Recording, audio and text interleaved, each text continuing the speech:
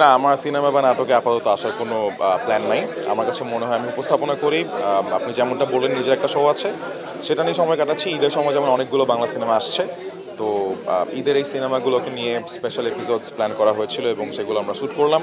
তো সেটাই কত ভালোভাবে করা যায় সেই চেষ্টাটা করেছে একটা নতুন সিজনের মাধ্যমে।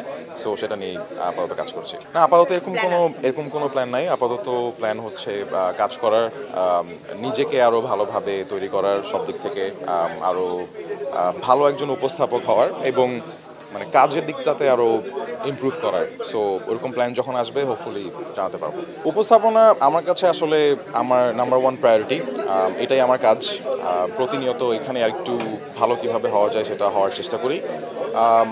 উপস্থাপনা অনেক গুরুত্বপূর্ণ এই কারণ একজন উপস্থাপক চাইলে আসলে পুরো একটা অনুষ্ঠানকে অন্য একটা লেভেলে নিয়ে যেতে পারে। উপস্থাপক যদি বোরিং হয় তাহলে পুরো অনুষ্ঠানটা বোরিং হয়ে যেতে পারে। আবার সে যদি চায় যে একটা খুব কঠিন টপিককে সহজভাবে এন্টারটেইনিং ওয়েতে সবার সামনে তুলে ধরবে, সে সেটাও পারে। সো বাংলাদেশে আসলে উপস্থাপনার জায়গাটা হয়তোবা আমরা অনেক বেশি সিরিয়াসলি নিই না, বাট আমার কাছে উপস্থাপনাই সব।